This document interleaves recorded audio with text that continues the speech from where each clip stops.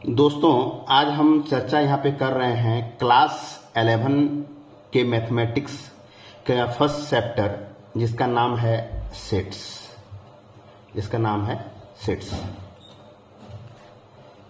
हम लोग जानेंगे कि सेट्स क्या होता है।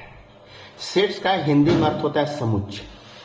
सेट्स का हिंदी में जो अर्थ होता है उसको हम लोग बोलते हैं, हिंदी में इसको बोलते हैं समुच्चय।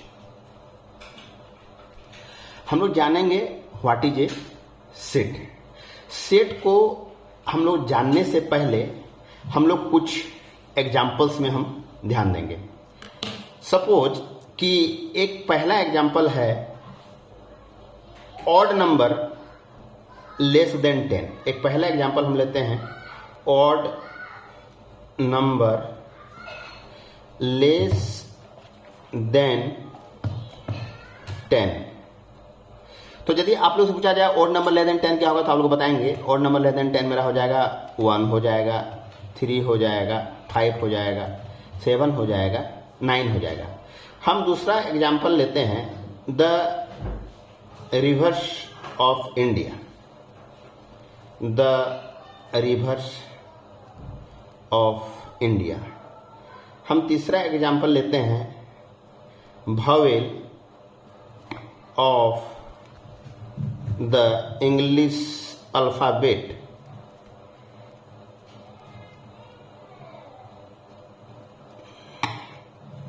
हम लोग चौथा एक एग्जाम्पल से ले सकते हैं prime factor of 210। Prime factor of 210। तो 210 का प्राइम फैक्टर मेरा हो जाएगा 2, 3, 5 एंड 7। हम लोग अगला एग्जाम्पल ले सकते हैं डे ऑफ ए वीक।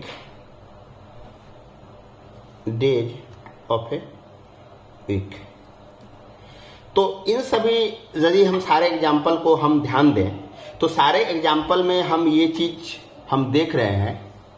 सारे एग्जाम्पल में हम ये चीज देख रहे हैं। हम लोग एक छठा एग्जाम्पल लेते हैं यहां पे the solution of equation x square minus 5x plus 6 equal to 0। तो यदि आप इसका सॉल्यूशन निकालेंगे तो यहां पे x का सॉल्यूशन निकलेगा 2 एंड 3।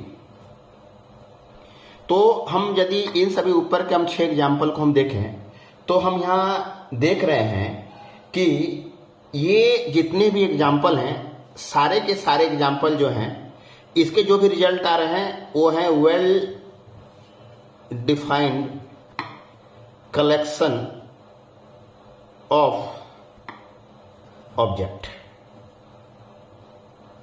तो सेट का डिफिनेशन इससे क्या निकल के आता है, what is A sets? A set is a well defined collection of object। यहां पे well defined का मीनिंग ये है जो चीज हम बात कर रहे हैं नंबर सिस्टम में ऑड नंबर। तो जो हमारा ऑड नंबर इंडिया में जो यहाँ पे प्रचलित है वही यूएसए में प्रचलित है, वही नंबर सिस्टम कनाडा में प्रचलित है, वही नंबर सिस्टम हमारे और विश्व के अन्य देशों में प्रचलित है। तो वेल डिफाइंड का मतलब यह है कि जो डिफिनेशन हमारे इंडिया में लागू होगा वो डिफिनेशन हमारे विश्व के अन्य देशों में लागू होगा। तो हमने ये समझ लिया व्हाट इज ए सेट। तो सेट जो है, सेट का मीनिंग होता है set is a well defined collection of object. हम यहाँ पे मैथमेटिक्स टर्म में हम यहाँ पे देखेंगे डिफरेंट टाइप्स ऑफ सेट्स का, जो वो डिफरेंट टाइप्स ऑफ के नंबर को रिप्रेजेंट करती है। तो हम यहां जो लिखते हैं एन क्या है? एन है what is a N? N है the set of all natural number. N क्या है? एन है the set of all natural number. आगे एक सेट है जेड। जेड को हम लोग मैथमेटिकल टर्म बोलते हैं the set of all integer, the set of all integers. आगे सेट है क्यू, क्यू को हम लोग बोलते हैं the set of all rational numbers.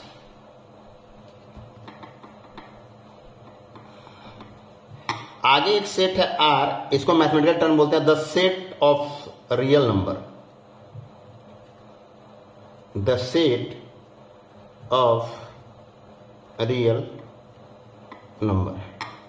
आगे है जेड प्लस, जेड प्लस को बोलते हैं the set of all positive integers. आगे एक सेट है क्यू प्लस, क्यू प्लस को बोलेंगे the set of all, the set of all positive rational numbers.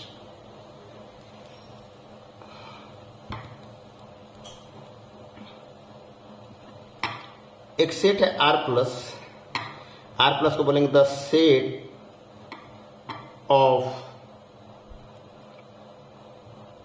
All positive real numbers.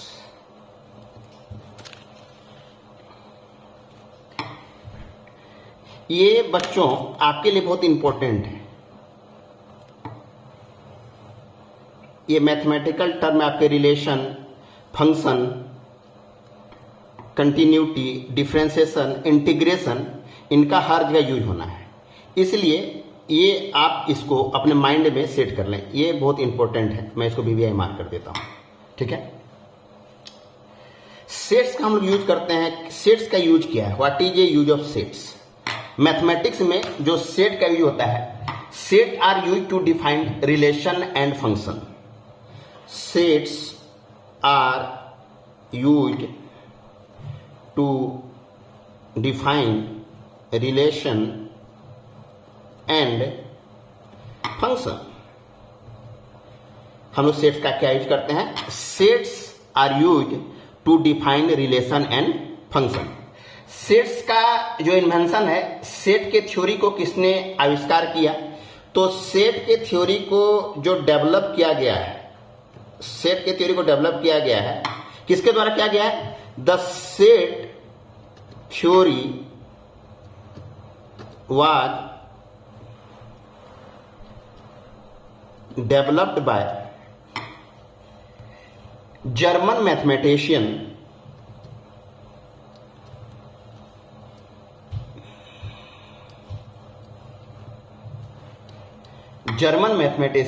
George Centaur.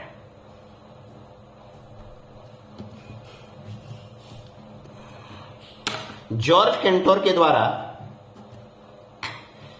Set theory के concept को develop किया गया है। जो थे वो क्या थे? वो जर्मन मैथमेटिशियन थे।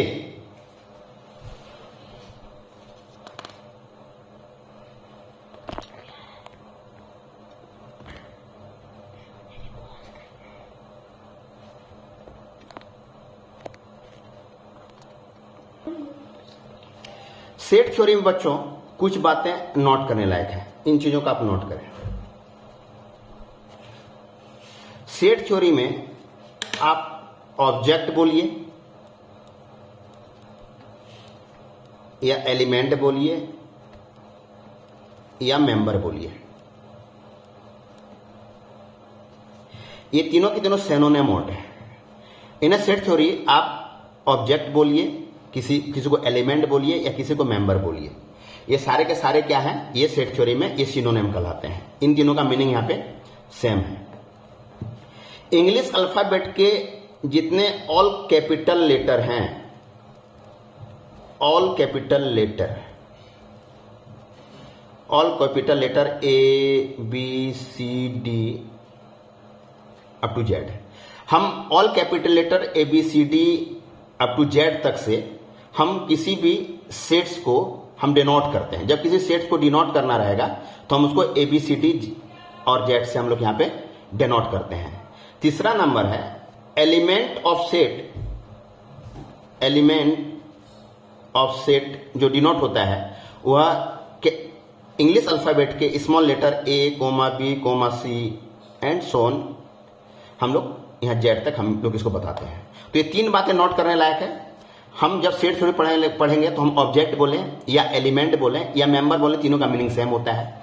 हम जब किसी सेट को निरूपित करते हैं या किसी भी जब सेट को हम इंडिकेट करते हैं तो उसको हम English capital letter A B C D और जेड से निरूपित करते हैं। और जब हम उसके एलिमेंट को हम दर्शाते हैं तो हम उसके छोटे स्मॉल जो लेटर होते हैं इंग्लिश अल्फाबेट के A B C D Z हम उसको हम दर्शाते हैं। ठीक है बच्चों, हम देखेंगे कि सपोज एक कोई सेट है भी फॉर वॉवेल, और वॉवेल को हमने यहां पे लिखा set A E I O you. तो हम जब भी किसी सेट को डिनोट करते हैं तो इंग्लिश के कैपिटल अल्फाबेट से डिनोट करते हैं तो हमने वॉवेल को यहां पे लिख दिया भी। और हम जानते हैं इंग्लिश अल्फाबेट में जो होते हैं वॉवेल 5 ही होते हैं, ए होते हैं, ई होते हैं, आई होते हैं, ओ होते हैं, यू होते हैं। तो हम यहां पे क्या बोलेंगे कि यहां पर जो है ए जो है वो बिलोंग कर रहा है, किसको बिलोंग्स कर रहा है, तो ए बिलोंग्स टू भी, ए बिलोंग्स टू भी। हम इसको शॉर्ट फॉर्म में डिनोट करना चाहें बच्चों तो हम इसको ऐसे डिनोट करते हैं ए बिलोंग्स टू भी। इसका शॉर्ट फॉर्म होता है बिलोंग्स टू का। बिलोंग्स टू का शॉर्ट फॉर्म जो होता है ये होता है, ये एक ग्रीक वर्ड है, इसका नाम होता है एप्सिलॉन। इसका नाम होता है एप्सिलॉन। इसका मीनिंग हुआ ए बिलोंग्स टू भी, मतलब जो एलिमेंट यहां पे ए है वह किस सेट को बिलोंग करता है, तो ये सेट भी से बिलोंग कर रहा है, इसीलिए यहां पे ए बिलोंग्स टू भी लिखेंगे। सपोज यदि आपसे पूछें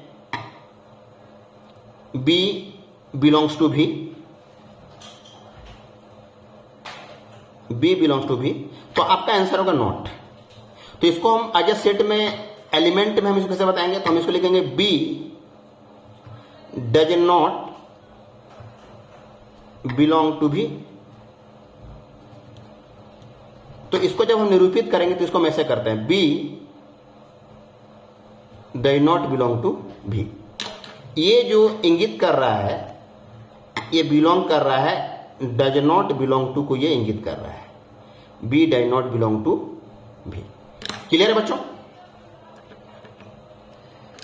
अब हम जानेंगे कि किसी भी सेट को कितने तरीके से हम रिप्रेजेंट कर सकते हैं। There are two types of there are two types of a set representing method। तो पहला क्या टाइप्स है, इसके दो टाइप्स होते हैं। किसी भी सेट को हम दो तरीके से हम बता सकते हैं। तो कौन कौन से वो दो तरीके हैं? पहला जो तरीका है उसको बोलते हैं रोस्टर फॉर्म, इसी को बोलते हैं और टेबुलर फॉर्म, और टेबुलर फॉर्म। और दूसरा जो होता है बच्चों वो होता है सेट बिल्डर फॉर्म। दूसरा होता है सेट बिल्डर फॉर्म। तो पहला जो टेक्निक है सेट को बताने का उसको बोलते हैं रोस्टर फॉर्म और टेबुलर फॉर्म, और दूसरा तरीका है उसको हम लोग बोलते हैं सेट बिल्डर फॉर्म। तो आगे हम समझेंगे किसी सेट को हम कैसे टेबुलर फॉर्म और कैसे हम सेट बिल्डर फॉर्म में हम यहां पे हम बताते हैं। हम एग्जाम्पल लेते हैं। एक पहला सेट है, पहला एग्जाम्पल है the even number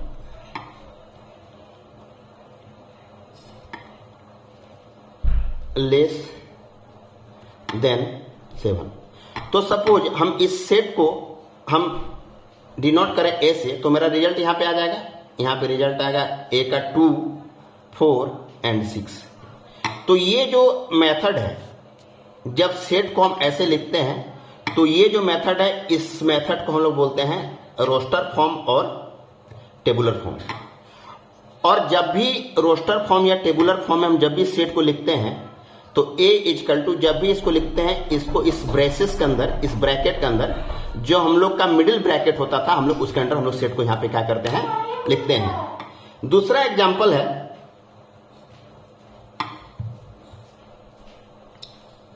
the vowel of English alphabet। The vowel of English alphabet। तो यहां पे सपोज इस सेट को हम यदि भी से डिनोट करते हैं तो यहां पे मेरे जो एलिमेंट होंगे वो होंगे ए, ई, आई, ओ एंड यू। अब एक हम दूसरा एग्जांपल लेते हैं।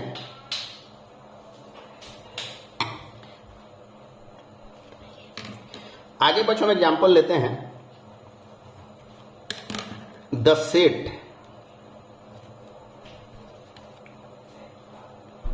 Of all alphabet of word school. इसका यदि आप सेट बनाएंगे, सपोज सेट को यदि हम बी से डिनोट करते हैं तो इसका सेट बनेगा S C H O L. तो हम यहां पे क्या देखें, स्कूल वर्ड में मेरा जो स्कूल का स्पेलिंग था ये था S C H double O L. तो हम देख रहे हैं कि जब इसका सेट बनाते हैं तो हम इसको लिखते हैं S C H O L. तो इससे एक प्रॉपर्टी निकलती है, ये नोट करने वाली बात है, element is not a generally repeated. Element of set is not a generally repeated। मतलब हमने देखा कि यहां पे डबल ओ है, लेकिन जब हम इसे सेट फॉर्म में लिखेंगे तो हम यहां पे क्या लिख रहे हैं, ओनली सिंगल ओ लिख रहे हैं। लेकिन जब हम इसका हम स्पेलिंग करते हैं तो हम करते हैं S C H double O L, लेकिन जब हम यहां पे लिख रहे हैं तो हम यहां लिखते हैं S C H O L. मतलब यदि कोई अल्फाबेट एक बार आ चुका है तो उसको हम डबल रिपीट नहीं करेंगे। इसीलिए ये बच्चों ये नोट करने वाली बात है कि element of A set is not a generally repeated. जो एलिमेंट ऑफ जो सेट होता है उसमें हम किसी भी वर्ड को हम जनरली रिपीट नहीं करते हैं। अगला और एक हम एग्जांपल देखें, the set of all natural number divided 42। the set of all natural number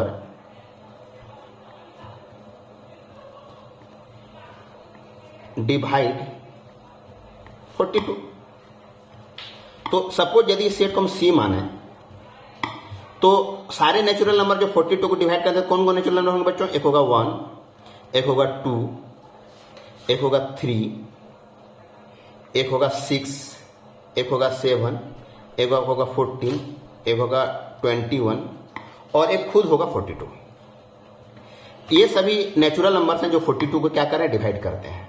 यदि आप इस सेट को ऐसे भी लिख दें 1, 6, 7, 14, 2, 3, 21, 42।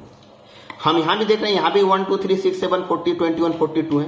और यहां भी हमारे यहां भी नंबर ऑफ एलिमेंट 1, 2, 3, 4, 5, 6, 7, 8 और यहां भी एलिमेंट है 1, 2, 3, 4, 5, 6, 7, 8। दैट मीन्स हम यहां पे सेट्स के अंदर जब हम सेट को यहां पे रोस्टर या टेबुलर फॉर्म में जब हम लिखते हैं तो यदि हम इसके ऑर्डर को चेंज करते हैं तो इसके सेट्स पर किसी भी प्रकार का इंपैक्ट नहीं पड़ता है, किसी भी प्रकार का यहां पे कोई चेंजिंग नहीं होती है।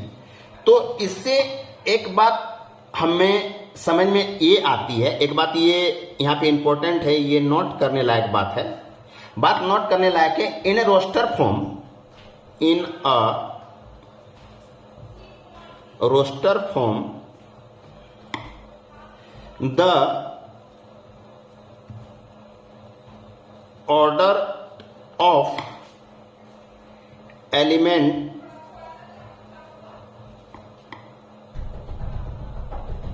आर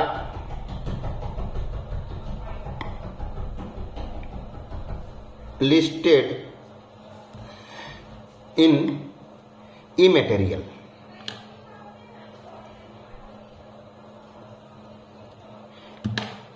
इसका मीनिंग क्या बच्चों? In a roster form the order of element are listed in a material. यदि आप उसके ऑर्डर को आप आगे पीछे भी कर दें तो इस पर उसका कोई इंपैक्ट नहीं पड़ता है।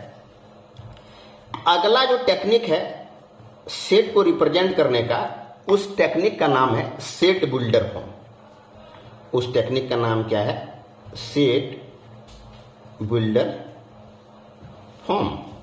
हम इस टेक्निक से किसी भी सेट को हम कैसे लिखते हैं, हम इस चीज को हम ध्यान से देखेंगे।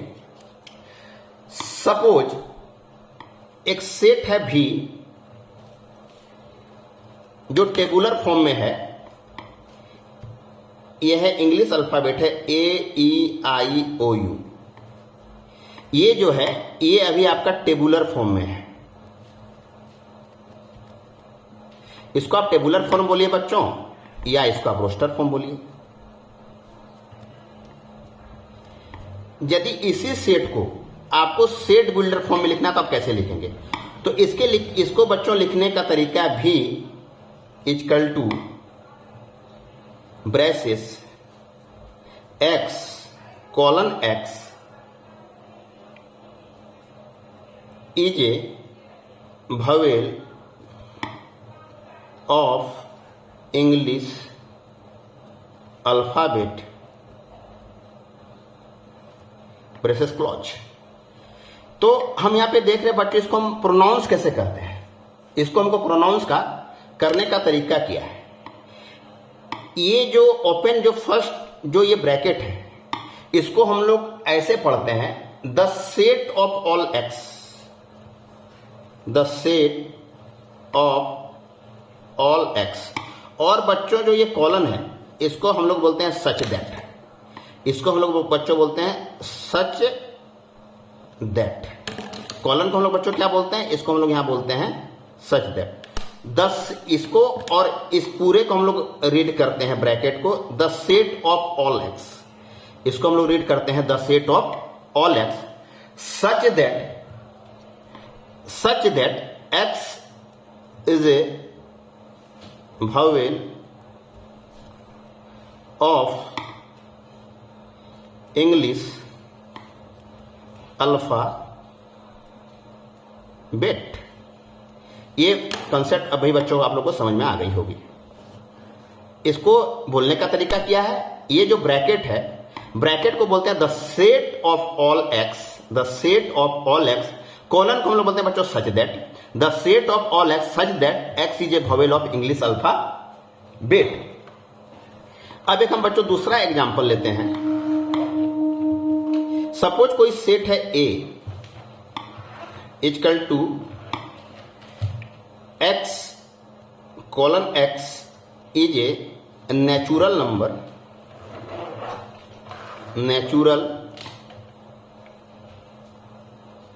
Number, and x lie between 3 and 10। इसको आप कैसे पढ़ेंगे बच्चों? ये जो है ये आपका अभी जो हम इसको लिखे हैं सेट बिल्डर फॉर्म में। इसको लोग पढ़ते कैसे हैं?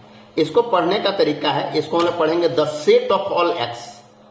इसको हम लोग पढ़ेंगे the set of all x such that x is a natural number and x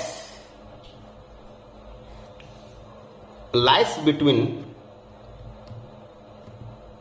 3 and 10। तो हम लोग बच्चों फिर वही चीज आपको समझने का प्रयास कर रहे हैं। ये जो पहला ब्रैकेट है, ये पूरा ब्रैकेट और जो x है, इसको हम लोग पढ़ते हैं the set of all x, ठीक है। और जो आपका एक कॉलन है इसको हम लोग बोलते हैं such that, such that x is a natural number and x lies between 3 and 10। तो किसी भी सेट्स को जब हम सेट बिल्डर फॉर्म में लिखते हैं तो इसको हम लोग ऐसे लिखते हैं।